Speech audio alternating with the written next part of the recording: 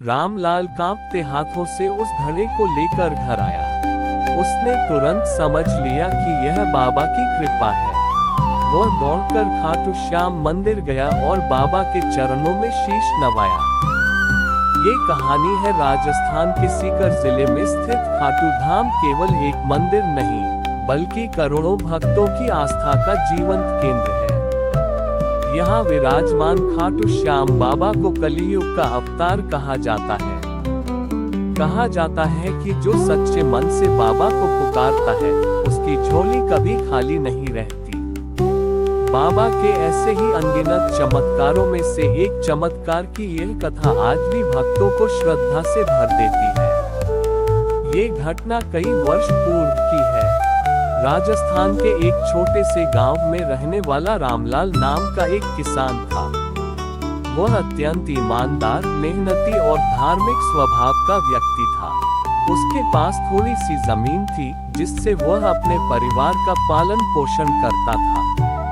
परंतु एक वर्ष ऐसा आया जब लगातार सूखा पड़ा। खेतों में फसल न उगी, कुएं सूख गए और रामलाल कर्ज में डूबता चला गया। कर्ज इतना बढ़ गया कि साहूकार रोज उसके घर आकर अपमान करने लगा।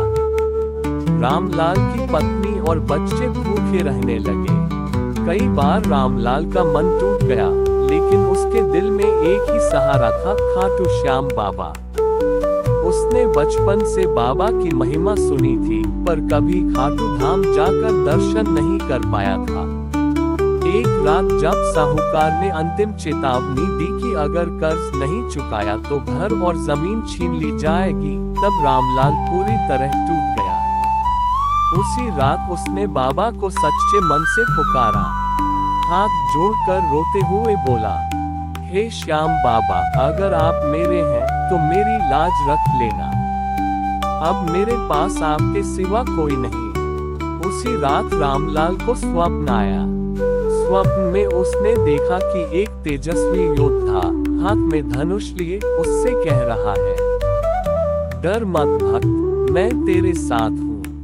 सुबह खेत में जा, तुझे जो दिखे उसे संभाल कर रखना। सुबह होते ही रामलाल खेत की ओर गया। उसे लगा शायद ये केवल सपना था, पर उसके मन में एक अजीब सा विश्वास था। खेत के एक कोने में जमीन थोड़ी धंसी हुई दिखाई दी। उसने जब वहां खुदाई की तो आश्चर्य से उसकी आंखें फटी की फटी रह गईं। जमीन के नीचे से पुराने स्वर्ण सिक्कों से भरा एक घड़ा निकला। रामलाल कांपते हाथों से उस घड़े को लेकर घर आया। उसने तुरंत समझ लिया कि यह बाबा की कृपा है। वह दौड़कर खाटू श्याम मंदिर गया और बाबा के चरणों में शीश नवाया। उसने बाबा से कहा, बाबा, यह आपकी अमानत है। आपने मेरी इज्जत बचा ली। रामलाल ने उस धन से सबसे पहले अपना कर्ज चुकाया। साहूकार भी हैरान रह गया। फिर उसने अपने परिवार की आवश्यकताएं पूरी की और शेष धन को गांव के गरीबों, मंदिर और जरूरतमंदों की सेवा में लगा दिया। उसके जीवन में फिर से खुशहाली लौट आई। कुछ समय बाद गांव में फिर से अच्छी वर्षा हुई।